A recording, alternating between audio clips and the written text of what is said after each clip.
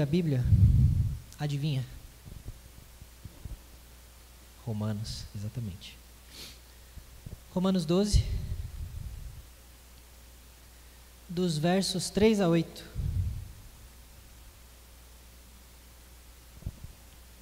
Livro de Romanos, capítulo 12, versos 3 a 8. Diz assim a palavra de Deus: Porque pela graça que me foi dada, digo a cada um de vocês que não pensem de si mesmo além do que convém. Pelo contrário, pense com moderação segundo a medida da fé que Deus repartiu a cada um. Porque assim como num só corpo temos muitos membros, mas nem todos os membros têm a mesma função, assim também nós, embora sejamos muitos, somos um só corpo em Cristo e membros uns dos outros. Temos, porém, diferentes dons segundo a graça que nos foi dada. Se é profecia, seja segundo a proporção da fé. Se é ministério, dediquemo-nos ao ministério. O que ensina, dedique-se ao ensino. O que exorta, faça-o com dedicação. O que contribui com generosidade. O que preside com zelo. Quem exerce misericórdia com alegria. Vamos orar mais uma vez? Senhor Deus, mais uma vez, Pai, diante de Ti, estamos Te oferecendo o nosso culto, oferecendo as nossas vidas. Que o Senhor receba, Pai, este momento, e mais ainda que o Senhor fale conosco, que o Senhor traga a mensagem que o Senhor tem para nós, que o Senhor nos confronte, que o Senhor nos corrija, nos console e nos alegre também em Tua palavra, Deus. Perdoa os nossos pecados, enche-nos do Teu Espírito Santo, em nome de Jesus, amém. Bom, nós temos lido Romanos já há algum tempo e nós temos visto que até o capítulo 11, Paulo estava tratando do que era o Evangelho e o que Jesus havia feito, tanto para os gentios quanto para os judeus. A partir do capítulo 12, nós vamos ver as aplicações práticas de Paulo para a igreja, tendo em vista tudo aquilo que ele já disse. E nos últimos domingos, nosso querido pastor, ele já nos abençoou adiantando a leitura de Romanos e deu para ter uma ideia, mais ou menos, daquilo que Paulo está tratando com a gente. E creio que estamos há tanto tempo lendo Romanos que o pastor deve ter pensado, deixa eu ajudar o menino, né? Que senão, sabe-se lá onde vai terminar isso. Mas como a vida não é um mar de flores, o pastor pulou esse pedaço e é esse pedaço que a gente vai falar hoje. Bom, antes de tudo, vamos relacionar aquilo que a gente leu com o que veio antes. Porque Paulo, ele começa com portanto. Se ele está começando com portanto, ele está dizendo algo com relação àquilo que ele já disse. No versículo 1 e 2, Paulo diz que pelas misericórdias de Deus, ele estava rogando para que os irmãos oferecessem a vida deles como sacrifício vivo. E não só como sacrifício vivo, mas santo e agradável a Deus. E ele vai falar que esse é o culto racional da igreja, que é dessa forma que a igreja cultua a Deus não apenas no domingo, mas durante todos os dias da sua vida. E ele vai pedir para eles não viverem conforme os padrões deste mundo, mas deixar Deus renovar a mente deles, dia após dia, transformando a mente deles, para que eles então experimentassem a boa, agradável e perfeita vontade de Deus. Isso é o que Paulo falou. E isso vai levar a gente à questão de o que significa então viver como sacrifício vivo, negando os padrões deste mundo e sendo transformado pela renovação da mente do corpo de Cristo. Significa exatamente ser o corpo de Cristo. E é sobre isso que Paulo vai discorrer a partir do verso 3. As Institutas, um livro famosíssimo, num pastor e teólogo que eu não sei se os irmãos conhecem, mas chama João Calvino, ele vai abrir as Institutas dizendo que a sabedoria verdadeira e substancial consiste principalmente em duas coisas: conhecimento de Deus e o conhecimento de nós mesmos. Mas, embora esses dois ramos do conhecimento estejam tão intimamente ligados, não é fácil descobrir qual deles precede um e produz o outro. Traduzindo, para ficar mais fácil. Tudo que é necessário para a gente saber, para ter um verdadeiro conhecimento sobre o que é a vida, o que é a existência, um correto entendimento sobre o mundo, a realidade, nós primeiro precisamos entender quem é Deus e depois quem nós somos. E agora pense nos versículos 1 e 2 como uma forma onde o último argumento é resultado do primeiro. Então nós temos primeiro que precisamos de uma renovação da nossa mente, ou seja, ter um correto entendimento de quem Deus é e de quem nós somos. Depois nós precisamos gerar, através desse entendimento correto, um oferecimento da nossa vida como uma vida santificada a Deus. E isso vai fazer com que a gente rejeite os padrões do mundo, e rejeitando os padrões do mundo, estaremos oferecendo o culto racional e experimentando a boa, perfeita e agradável vontade de Deus. Quando nós temos o correto entendimento de quem Deus é e quem nós somos diante de Deus, nós não pensaremos de nós mais do que convém. E é isso, assim que ele abre o texto de hoje. Pela graça que me foi dada, ele diz: peço que não pensem de si mesmos mais do que convém. E nota essa expressão, pela graça que me foi dada. Essa expressão ela é importante, porque ela vai ditar todo o rumo do que vai vir a seguir. Porque Paulo está dizendo, pela graça que me foi dada, eu peço a vocês. Paulo, ele não é qualquer pessoa. Paulo, ele não é qualquer pregador, mas ele é justamente o apóstolo chamado diretamente por Cristo para ser o fundamento da igreja, junto com os outros 11, os outros 12 na verdade, e com os profetas. Juntamente com eles, Paulo está dizendo, porque eu fui chamado apóstolo, porque essa autoridade me foi dada, eu ordeno a vocês, não pensem de vocês mesmos mais do que convém, além do que convém. E o que é pensar com moderação? O que significa não ultrapassar essa linha? Existem duas formas de ultrapassar essa linha, uma para mais e outra para menos. Primeiro, para mais. Nós não devemos achar que nós, eu, você, qualquer um de nós, somos mais importantes do que qualquer outra pessoa na igreja. Aquela postura de que, sem mim esse ministério não vai para frente. Se eu não fizer, ninguém vai fazer. Se eu não for, a igreja vai morrer. O que será dessa igreja o dia que eu sair daqui? Coitados. Sentirão a minha falta. E para isso Paulo está dizendo, você não é o centro da igreja. Eu não sou o centro da igreja. Nenhum de nós é o sustentáculo da igreja. Nós não somos a base da igreja. A obra de Deus não depende da minha vida, não depende de nenhum de nós. Deus nos usa, claro. Ele edifica a sua igreja através de nós. Mas se nós não estivermos aqui, a igreja continuará sendo edificada apesar de nós. Deus, é lógico que ele se alegra em agir por nosso meio, mas ele não está dependendo da nossa boa vontade para fazer o que ele precisa fazer em nosso meio. Outra coisa que pode nos levar a pensar mais sobre nós do que nós deveríamos é acreditar que os nossos dons são superiores aos dons das outras pessoas. Como que quem diz que o meu dom é mais útil que o do irmão. Todos os dons vêm do mesmo Espírito. Paulo vai dizer que de um só Espírito vêm todos os dons. Às vezes, essa arrogância de achar que o seu dom é superior se manifesta na seguinte situação. E um dos professores do seminário usou esse exemplo em uma das aulas essa semana. Existem muitos pastores que se recusam a se envolver com adolescentes e crianças, por exemplo. Não é que eles não se envolvem porque já tem alguém lá, mas eles se recusam a fazer isso. Por quê? Porque eles pensam que isso não é trabalho para o pastor. Isso é trabalho para o seminarista, isso é trabalho para a irmã da igreja. Isso é trabalho para quem não estuda teologia e tem que ensinar as crianças. O que é justamente o contrário. As nossas crianças, os adolescentes, precisam de alguém que ensine fielmente as Escrituras, com um fundamento sólido, para que lá fora eles não se desviem.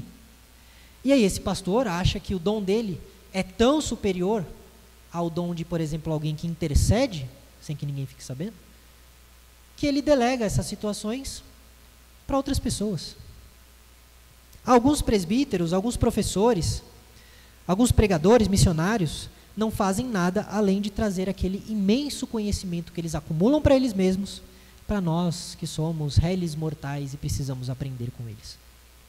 E aí eles nunca se disponibilizam a visitar os enfermos ou visitar os que não podem estar na igreja, a limpar, a cozinhar, a evangelizar ou fazer qualquer outra coisa que não seja estar aqui, no púlpito pregando ou ensinando. Porque, afinal de contas, ele foi chamado para ensinar, ele não foi chamado para visitar o irmão que está doente. Ele não foi chamado para limpar os bancos da igreja.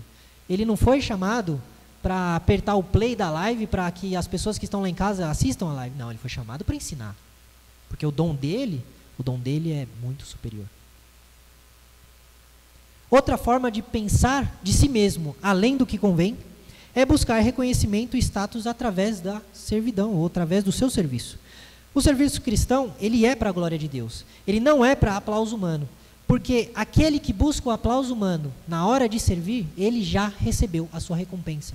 E não passa disso. Aquele que faz ou deixa de fazer só com o objetivo de ser reconhecido, porque se ninguém te elogiar, então você abandona o cargo, ou você abandona a sua função, então você não vai ter mais do que aquilo que recebeu. Talvez um obrigado, talvez um muito bem, talvez até um tapinha nas costas, mas será só isso. Porque Deus não se alegrará da sua postura, se for essa. Outra forma de pensar mais de si mesmo do que o convém é não aceitar a correção e achar que sabe de todas as coisas. Pensar com moderação de si mesmo vai incluir estar sempre aberto para repreensão e para o aprendizado. Se você não conhece uma pessoa que, quando corrigida ou confrontada, ainda que com cuidado, ela larga a mão de fazer o que estava fazendo, porque ela fica com birra, talvez essa pessoa seja você.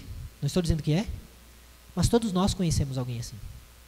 Alguém que está tudo bem, até você dizer, olha, irmão, irmã, não faça assim. Assim não está bom. Tenta desse jeito. Ou tenta daquele outro jeito. Como assim você está falando isso para mim?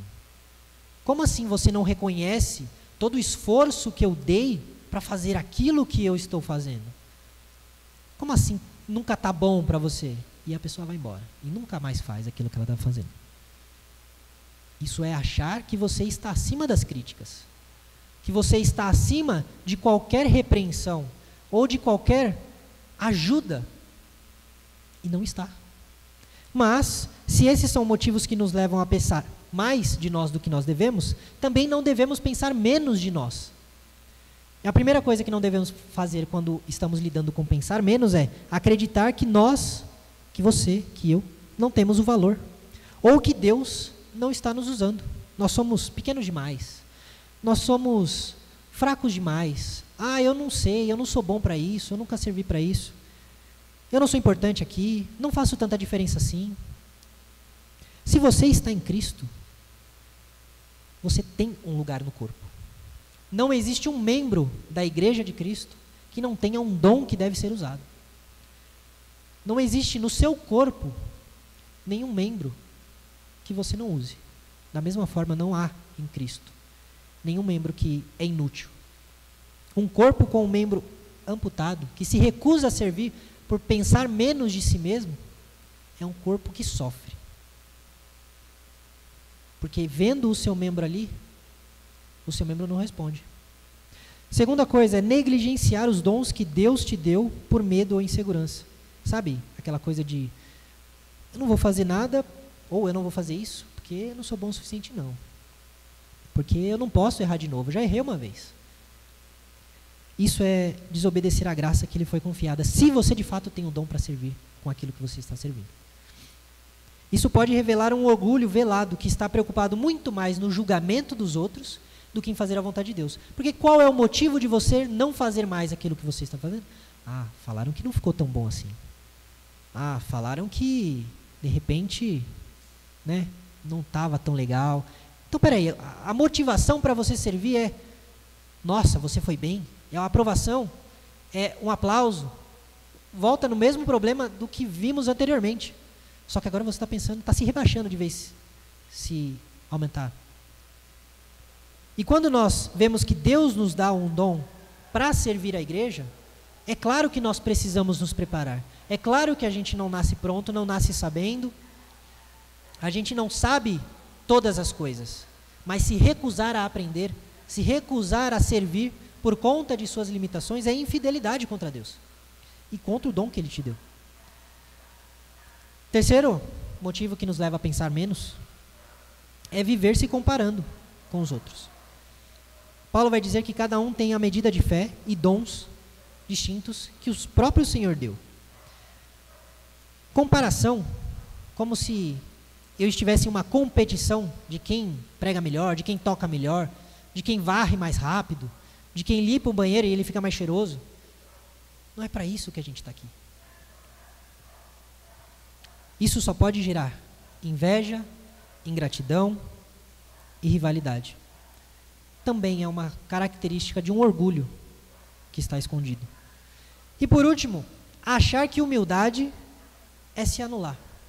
Porque tem gente que acha que ser humilde é dizer, não, imagina, eu não sou nada disso não, eu sou um lixo, eu não presto.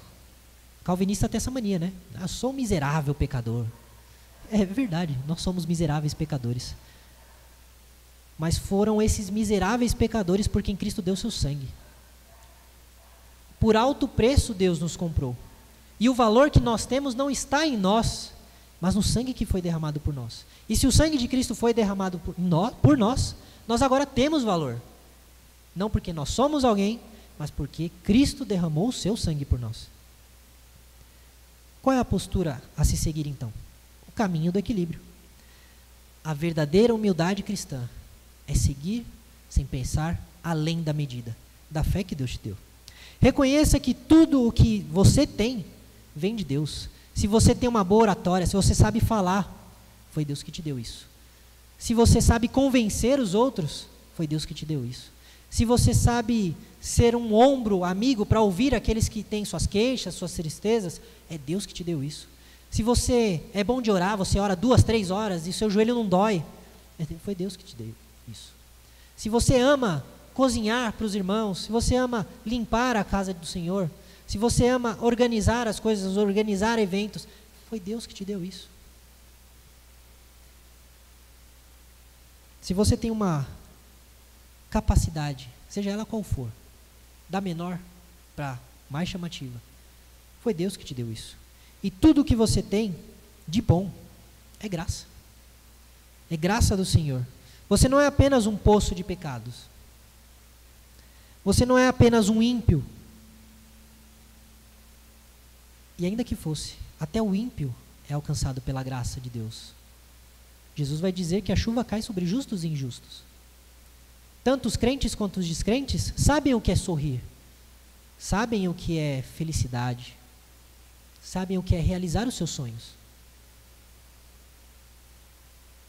Quanto mais nós, que fomos redimidos pelo sangue do Cordeiro e regenerados pelo poder do Espírito Santo, quanto mais nós não podemos reconhecer as graças do dom de Deus em nossas vidas.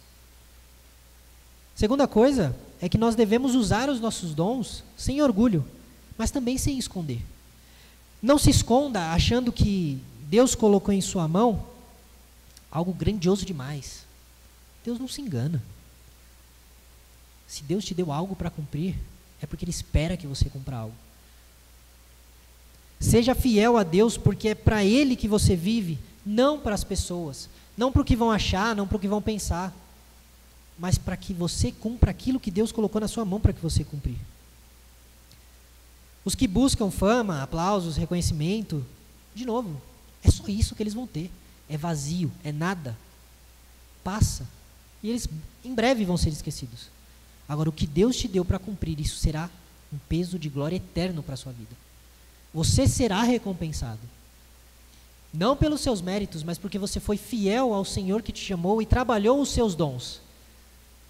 A salvação ela não é por mérito, mas o galardão, o que ele é além de uma recompensa pelo trabalho?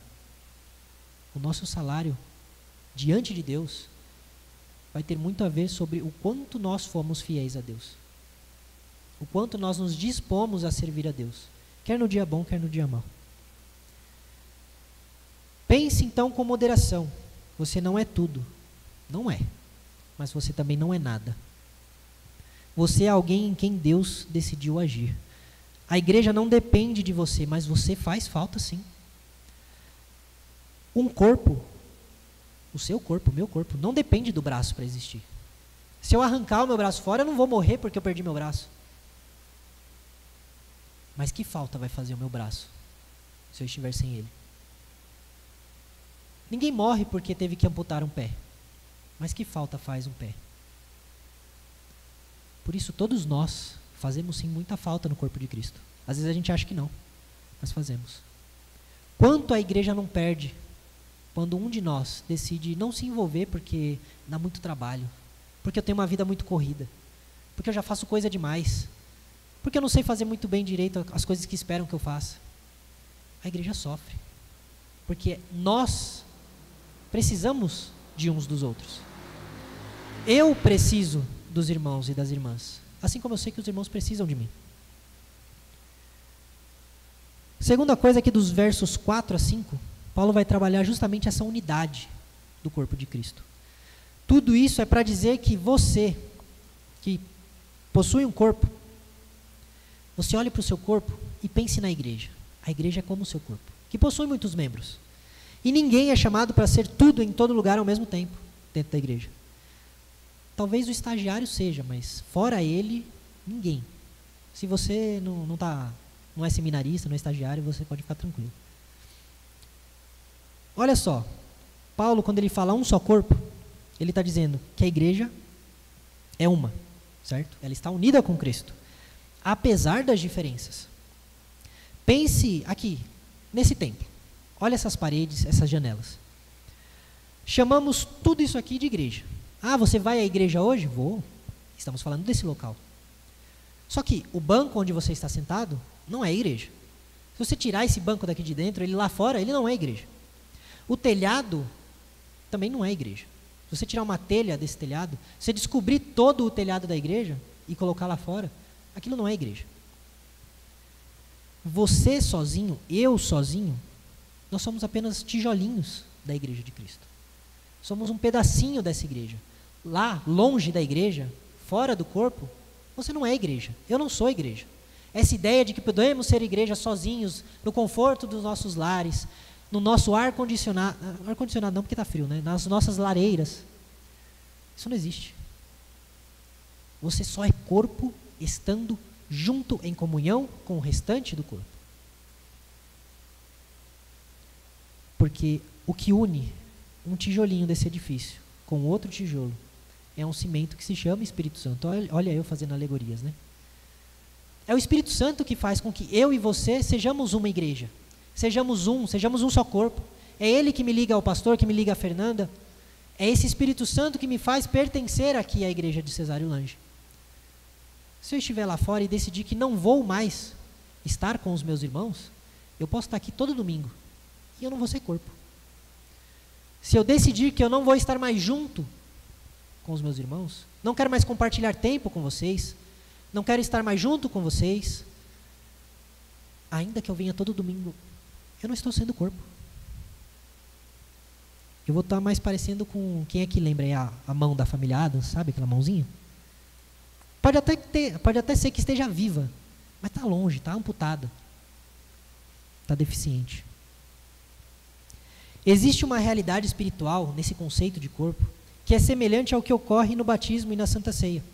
No batismo, nossa confissão de fé e o nosso catecismo maior e breve vão dizer que o batismo é um sacramento no qual o lavar com água, em nome do Pai, do Filho e do Espírito Santo, demonstra e sela a nossa união com Cristo, a participação das bênçãos do pacto da graça e a promessa de que pertencemos ao Senhor. Não quer dizer que a água por ela mesma nos faz igreja, mas de uma forma espiritual somos unidos ao corpo de Cristo no momento do batismo.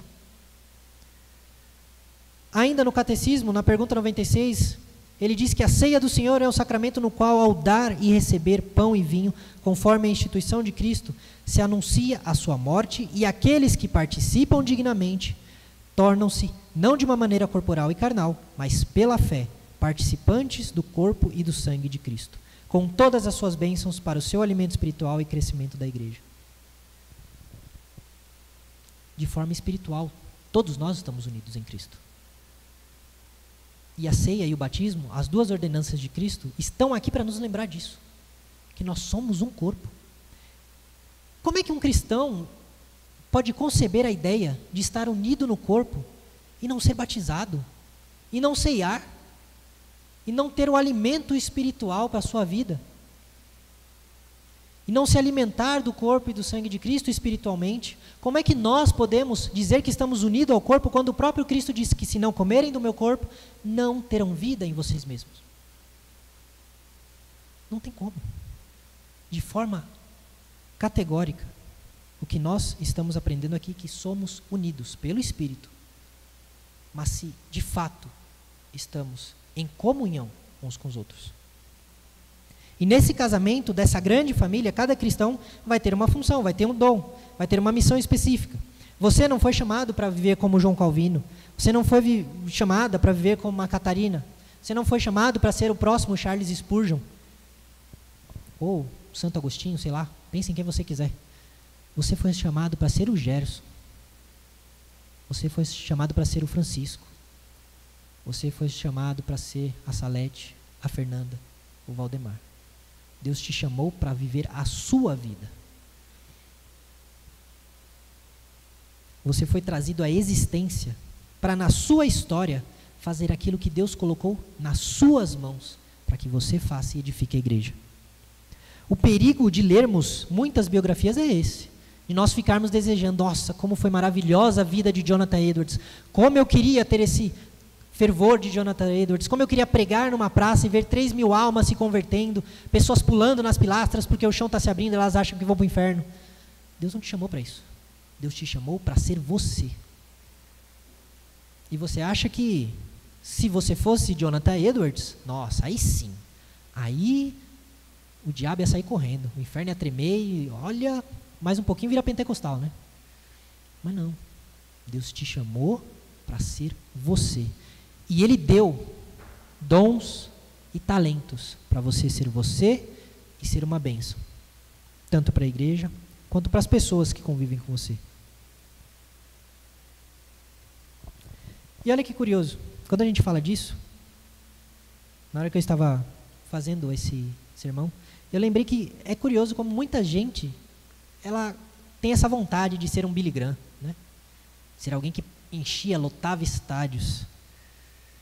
Mas quantos de nós desejamos ser aquele homem, aquela mulher fiel, que vive no Oriente Médio e que não pode correr o risco de saberem que ela é cristã, porque se souberem, ela vai ser demitida, sua família será perseguida e provavelmente todos serão mortos. Esse homem, essa mulher, é tão herói na fé quanto Billy Graham. Mas nós queremos ser os Billy Grahams, nunca os perseguidos, nunca os que enfrentam dificuldades para servir a Deus, nunca aqueles que nunca são vistos, aqueles que passam 30, 40, 50 anos em uma igreja de 15 membros, alimentando aqueles 15 membros. E ninguém nunca vai saber do nome daquela pessoa, a não ser aqueles 15 membros. Esse a gente não quer ser. A gente quer ser o reverendo Nicodemos, que vai para tudo que é lugar do mundo. Por isso eu digo, valorize a sua vida, porque a sua história, a sua vida, você precisa aprender a ver que há beleza em tudo isso. Porque Deus te entregou para viver a sua vida e para levar o Evangelho na sua vida. Certamente Deus não te deu a vida perfeita. Deus não me deu a vida perfeita, a vida dos sonhos que você desejava. Mas Ele te deu todas as condições para que você seja fiel a Ele e faça o seu melhor para servi-lo no meio em que você está. Nem todos têm a mesma função, Paulo vai dizer. Deus não fez você igual a outra pessoa. Deus não me fez igual a você, nem você igual a mim. Mas nos fez complementares. E nesse corpo não temos a mesma função, porque Deus quer que você precise do seu irmão e que você reconheça que precisa do seu irmão. Deus não quer que você tenha vergonha de pedir ajuda, tenha vergonha de perceber que você depende de outras pessoas. Porque você depende de outras pessoas. Deus quer que você reconheça isso. E não só que você reconheça que você pode precisar, e de fato precisará de alguém, mas que você se disponha a ajudar aquele que precisa de você. Sabe aquela ideia de que para ser cristão de verdade você precisa de uma segunda bênção? Ixi, isso era famoso até um tempo atrás, né? Um dom específico, ou algo do tipo. Isso é mentira. O dom que você precisa é aquele dom que Deus deu para você. O dom que você precisa para a sua vida, Deus te deu no momento em que você entregou a sua vida para Ele. E Ele desenvolveu esse dom na sua vida. E vai continuar desenvolvendo. O que você não pode é esconder esse dom. E você foi dotado com dons para servir, por quê? de novo, vou bater nessa tecla. Somos membros uns dos outros. Somos ligados uns aos outros em dependência mútua e real. Eu preciso de vocês, vocês precisam de mim. O remédio para quem acha que a igreja só está de pé por causa dele é o fato de que, na verdade, essa pessoa é quem precisa dos outros para ser parte da igreja. Quem acha que a igreja só avança porque essa pessoa é que faz o avançar a igreja, ela não percebeu que, na verdade, ela só é igreja por causa dos irmãos dela. Ela depende muito mais dos irmãos dela. Então, o que nós devemos evitar na prática, quando pensamos em ser corpo? Primeira coisa é o individualismo espiritual. Jamais devemos pensar que eu sou suficiente, que basta eu estar aqui, oferecer o meu culto, não preciso de mais ninguém. Eu venho aqui, sento no meu banco, louvo a Deus, choro, levanto a mão, dependendo da igreja, dou até um glória a Deus um pouquinho mais alto. Acabou o culto, pego minhas coisas, saio correndo e vou embora. Não, tem mais coisa para fazer, não tenho tempo para perder não. E aí nos eventos da igreja não aparece. E aí quando é para confraternizar não aparece. E aí quando é para que a igreja esteja reunida, está frio demais, está chovendo, está difícil, hoje não. Não basta você e Deus. Deus nos chamou para sermos corpo, não membros isolados. Segunda coisa é que não há competição entre os membros. Comparar dons, disputar espaço, sentir inveja, brigar porque eu não estou cantando o suficiente, porque eu não estou aparecendo o suficiente, porque eu não estou na escala o tanto que eu gostaria. A igreja não é lugar para isso. Se você quer lugar para disputa de ego, não é na igreja que você vai encontrar isso. E olha, se tem um lugar onde há disputa de ego, é no grupo de louvor. Aqui, graças a Deus, isso não acontece. Não acontece mesmo. Mas quantos lugares a pessoa que está ali ministrando louvor, se ela perceber que ela cantou uma música menos do que ela estava esperando, não participo mais dessa banda. Está cheio de gente assim. Terceiro, não despreze os seus dons. Achar que só quem prega, só quem canta, só quem toca é que tem dom para servir na igreja é desvalorizar tanto a si mesmo quanto a Deus, quanto o fato de que Deus também te chamou para servir. Cada função da igreja, desde os que estão no púlpito até os que limpam o templo, todas elas são importantes, todas elas são necessárias. Imaginem vocês chegarem aqui, depois de 1, 2 semanas, que a igreja não teve uma vassoura passada. Imaginem os irmãos chegarem aqui e o salão social está do mesmo jeito que estava quando fomos embora no outro domingo. Precisamos uns dos outros. Por último, a falta de compromisso com a igreja local é outro problema. Frequentar esporadicamente, não se envolver, não caminhar com os irmãos é falhar como cristão. E é pecado de omissão, porque você está se retirando da responsabilidade de ser corpo de Cristo. O membro que não está ligado ao seu corpo, ele morre, ele seca. Faz o teste, chega em casa, arranca um dedo, vê quanto tempo dura o dedo. Por favor, não faz isso não, tá? É brincadeira. Não vai durar.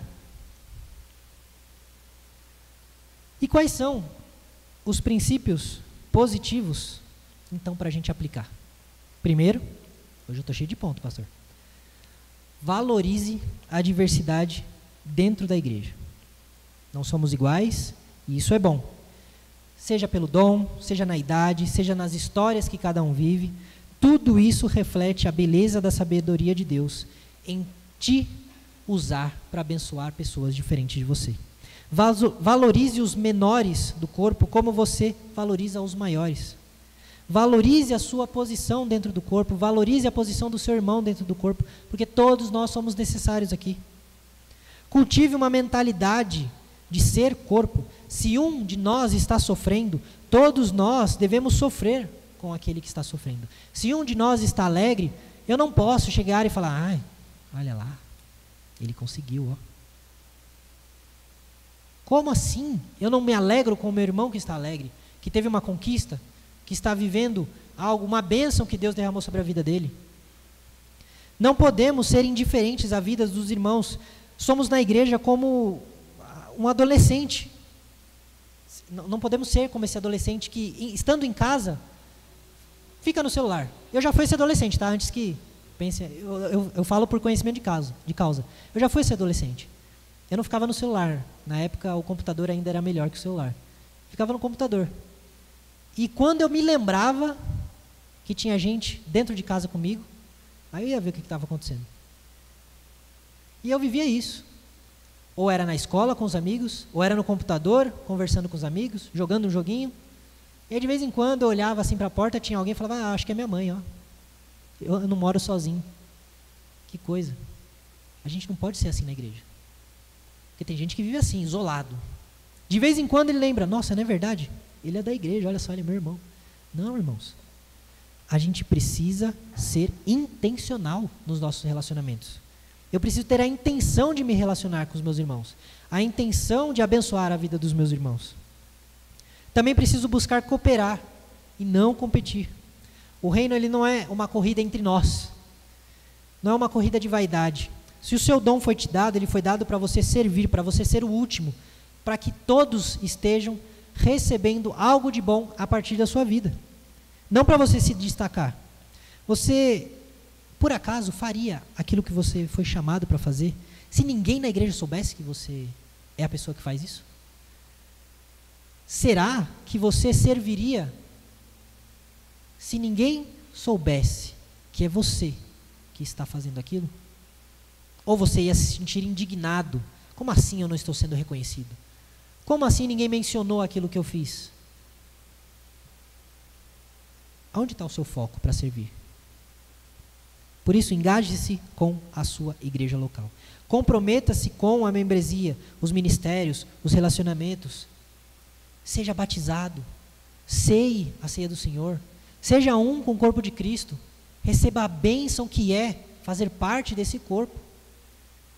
Muitas pessoas se esquecem, eu vou voltar nesse ponto, porque esse ponto é muito importante. Se vocês não comerem do meu corpo, vocês não terão vida em vocês mesmos. Percebe como é importante participar do corpo? Como é importante estar junto de Cristo? Membro que não se conecta, ele atrofia. Mas aí você pode perguntar, eu não sei como eu posso servir. Eu não sei o que eu posso fazer, eu não tenho tempo, eu não sei o que eu faço. Experimente. Tente uma coisa aqui, outra coisa ali. Você não vai ser bom em tudo. Você não foi chamado para fazer tudo. De novo, só se você for estagiário. Se não for, você não foi chamado para fazer tudo. Você pode não ser bom em dar aulas. Ou você pode ser bom em dar aulas para crianças e não ser bom para adultos. Você pode ser bom para adultos e não conseguir dar aula para criança. Você pode ser bom, sei lá, em limpar, em orar, em contribuir. Tente. Você nunca vai saber se você não tentar. E a pergunta que vai ficar é, você é membro de Cristo? E o pastor trouxe isso há muito tempo atrás. Muito tempo, nem tanto assim, mas há um tempo atrás. Você é membro de Cristo? Ou é apenas um espectador do corpo de Cristo? Ou você só está assistindo tudo isso? Isso aqui é só um evento, como tantos outros. Para encerrar, irmãos, a última sessão do nosso texto. Versículos 6 a 8. Deus então distribui graças variadas a cada cristão. Deus não deixa nenhum de nós sem dom. De modo que nenhum de nós vai poder chegar e dizer ao Senhor, olha, Senhor, eu não servi porque não tinha o que eu fazer. O Senhor não me deu o dom. Aí ele vai falar, não te deu o dom que você queria, mas eu te dei. Mas eu não sabia. Por que será que você não sabia? Será que você enterrou o seu dom? Será que você não tentou descobrir qual é o seu dom? Se Deus nos deu esse dom, Ele nos deu segundo a sua graça, segundo a sua vontade, para que nós façamos o que Ele quer e não o que nós queremos. Isso é até interessante. Eu não queria, há muito tempo atrás, estar aqui. Aqui que eu falo aqui, num púlpito. Minha mãe sabe disso. Eu nunca quis estar na frente. Eu nunca quis aparecer. Eu nunca quis falar. E eu falo até para algumas pessoas. Eu não gostava nem de gente assim. Gostava, mas assim, os mais chegados. Não gostava muito de gente. Eu nunca fui do tipo que gosta de se expor. Mas chega um momento que a gente entende que tem coisas que são maiores do que a gente. Tem um momento que Deus nos convence a querer a vontade dele. O que eu não posso é lutar contra isso. O que eu preciso é me curvar diante da vontade de Deus e falar, sim, Senhor, pois eu vou fazer o que o Senhor quer. E o próprio Deus vai pôr em nosso coração a vontade de servir com aquilo que Ele nos deu. Deus não vai usar a gente à força. O Espírito Santo trabalha no nosso coração. Ele transforma as nossas motivações. Ele transforma o nosso caráter. Por isso, use os seus dons. Nenhum dom que é dado para ser escondido. Ele é dado para abençoar os outros.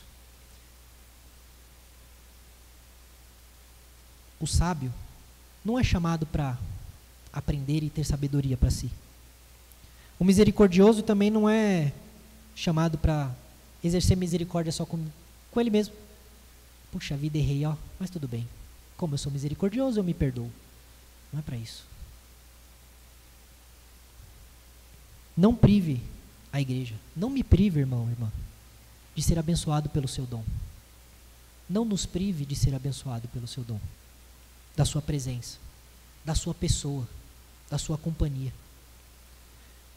Não prive a igreja de ouvir os seus bons conselhos, de ter o seu ombro amigo para confissão de pecados ou de tristezas.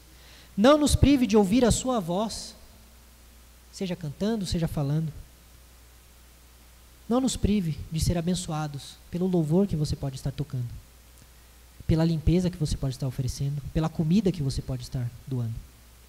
Nós queremos e precisamos de você, de cada um de você. Paulo vai trazer então 7 exemplos de dons para servir a igreja.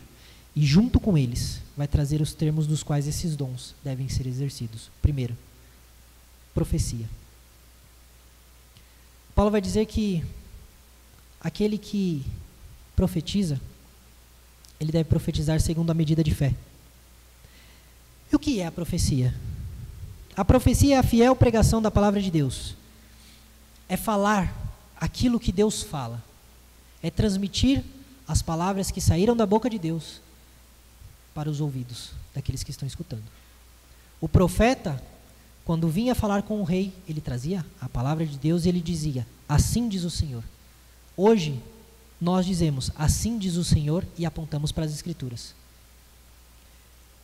E a fiel pregação da palavra de Deus deve ser feita segundo a fé recebida, segundo a capacidade que Deus deu para que se faça essa profecia. Não tente falar da palavra de Deus além do que você é capaz de compreender. Não tente impressionar. Trabalhe com aquilo que Deus já deixou claro para você. Na proporção da fé, também traz a ideia de que nós não devemos, ao falar da palavra de Deus, ir além daquilo que é a nossa fé. Não devemos ir além daquilo que nos foi entregue. Não devemos ir além das Escrituras. Ele também vai falar do ministério. E aqui a palavra ministério é a palavra para servir, a palavra para diácono.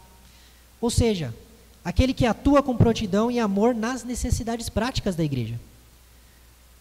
Porque os apóstolos chamaram diáconos para o meio da igreja. Os diáconos não existiam desde o começo. Foi necessário o chamado deles para que os apóstolos, para que os bispos, presbíteros, para que eles pudessem se cansar na pregação da palavra. O trabalho do diácono, daquele que serve a Deus, e a gente pode estender esse ofício para todos aqueles que servem, é se dedicar a servir cada uma das pessoas. E aqui a nossa Bíblia vai traduzir como ministério essa palavra, mas ela não vai se limitar ao cargo de diácono.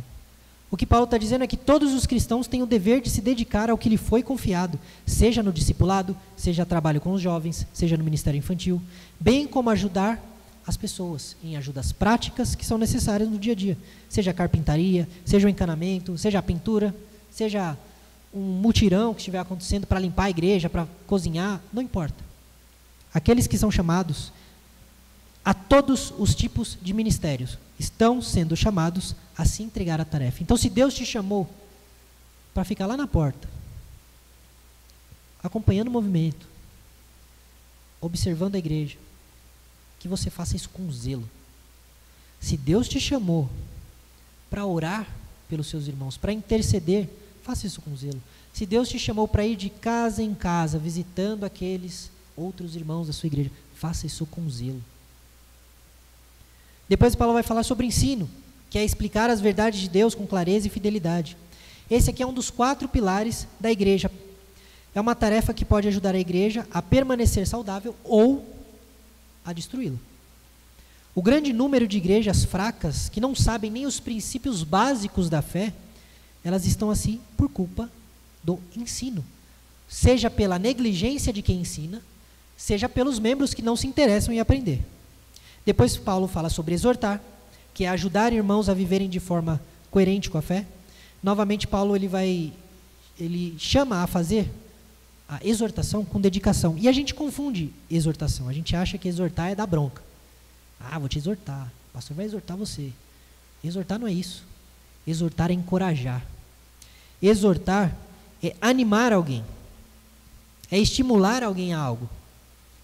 Por isso, Paulo está dizendo, não canse de encorajar os seus irmãos, mesmo aqueles que são os mais fracos, por mais que pareça que é inútil. Se esse é o dom que Deus te deu, você mais do que qualquer outra pessoa precisa estar lá para encorajar os seus irmãos. E aí Paulo vai falar um dom que é meio impopular e as pessoas não gostam muito, que é o dom de contribuir. Olha só. Ajudar financeiramente com generosidade e alegria é um dom também. Sabe aquela pessoa que contribui? Não apenas financeiramente, mas financeiramente também, com amor. Quando ela tem para dar, ela entrega de bom grado. Não, meu irmão, mas tu não precisa, eu insisto. Aquela pessoa que insiste em doar para a igreja, em abençoar a igreja com o que ela tem. Esse é o dom que a gente não quer, né? Mexeu com o nosso bolso, a gente não quer. E aí as pessoas fingem que isso nem é um dom. Mas existem pessoas que amam contribuir. A esses é dito que então contribuam com generosidade, não pensando no quanto aquilo vai fazer falta. E de novo, isso é uma aplicação prática para todos nós. No dia que nós deixamos a nossa oferta, o nosso dízimo, não deixe pensando assim, esse dinheiro vai me fazer uma falta. Não dê. Se vai fazer falta, não dê. Se você está, assim, não está feliz em entregar aquilo, pode ficar com o seu dinheiro. Deus não precisa do seu dinheiro. É melhor que você não dê, que você dê com má vontade. Depois Paulo fala sobre presidir, que é conduzir com dedicação e zelo a outras pessoas ou outros eventos. E é o dom de liderar. Algumas pessoas são naturalmente líderes. Esse é mais fácil, né? Esse a gente tem até no mundo corporativo essa evidência do dom de liderança. Pessoas que são chamadas para liderar. Aquela pessoa que se destaca organizando as coisas, conduzindo as pessoas e juntando todas as pessoas diferentes num propósito em comum. A esses, Paulo diz que é preciso ter zelo para que a liderança não seja um fim por si mesmo, para que não se transforme a liderança em um altar, onde você seja aplaudido, voltando ao mesmo problema que nós vimos lá no começo do texto. Mas que a liderança seja para servir, e servir a todos. Como diz Cristo, se algum de vocês quiser ser o maior, que seja então o menor. Paulo então vai dizer sobre o dom de exercer misericórdia, que é cuidar dos necessitados com compaixão e sem frieza. E esse é um dom muito necessário. Particularmente nos nossos dias. Nós estamos precisando de pessoas que com alegria têm a disposição de cuidar de quem está com necessidades, de pessoas fragilizadas. Quando foi a última vez que nós fomos visitar alguém, compartilhar comida, ajudar financeiramente, um irmão que está em necessidade. Nós sabemos quem são os doentes em nosso meio. Nós sabemos quem são as pessoas que não podem estar aqui, não porque não querem, mas porque de alguma forma estão impossibilitados. Nós temos lista de oração. Nós também não somos uma mega igreja, onde fica difícil saber quem é quem, onde o fluxo é muito grande e as pessoas da manhã não conhecem as pessoas da noite. O que me espanta é que numa cidade tão pequena como a nossa, numa igreja pequena como a nossa, num lugar onde todo mundo sabe de tudo o que acontece da vida de todo mundo, isso pode até ser o indício de um pecado, mas não é sobre isso que eu quero falar. Numa cidade tão pequena como essa, mesmo assim, porque nós temos pessoas em nosso meio que, se o pastor não visitar, que se o pastor não mandar mensagem, que se o pastor não correr atrás, essa pessoa não vê um irmão na casa dela.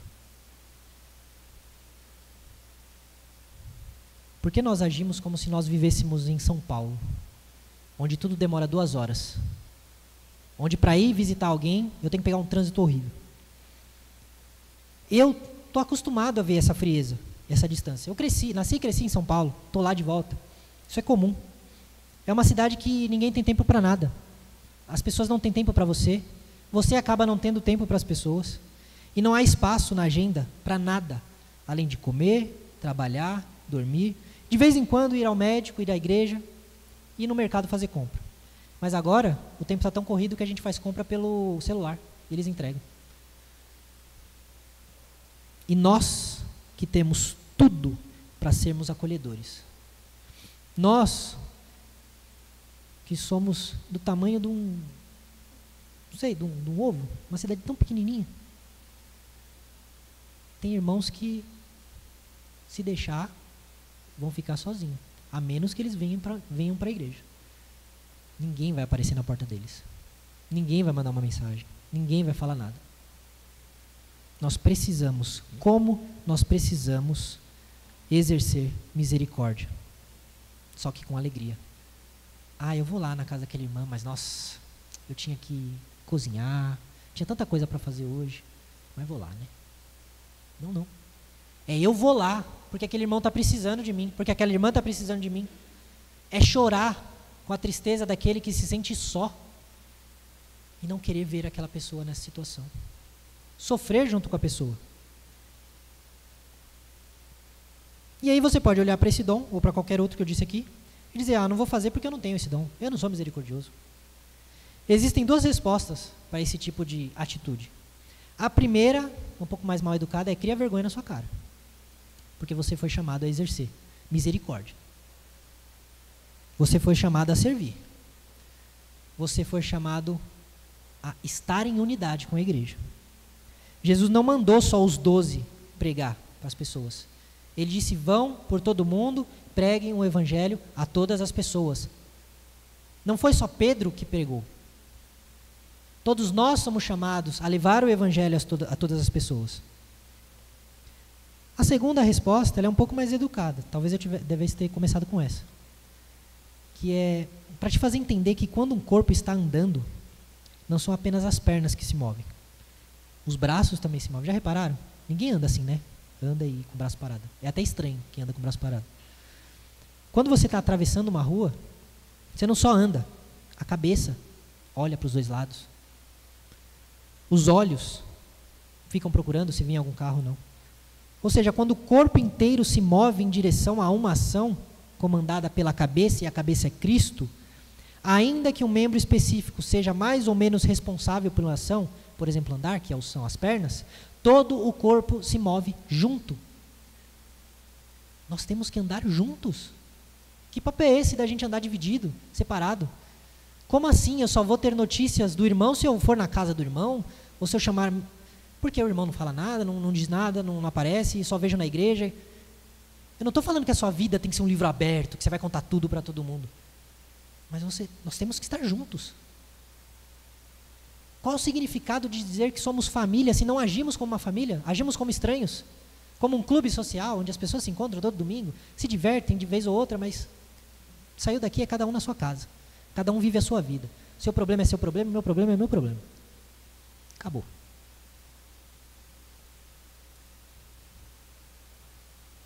Por isso, eu sei que está longo hoje, irmãos, mas eu estou acabando. Não enterre os seus dons e não espere perfeição para servir. Você não nasceu sabendo. Ao contrário disso, reconheça que você tem um dom, busque entender qual é o seu dom e use o seu dom com zelo e fé.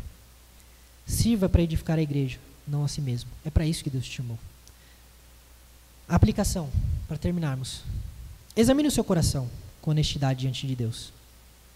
Paulo vai dizer no versículo 3, não pense de si mesmo além do que convém. Pergunte a si mesmo, tenho achado mais importante do que os outros? Ou tenho me anulado e me escondido diante dos outros? O chamado é para uma avaliação sóbria, para uma avaliação honesta. Nem orgulho, nem autodepreciação. Peça a Deus clareza sobre quem você é em Cristo e o lugar que Ele te deu no corpo.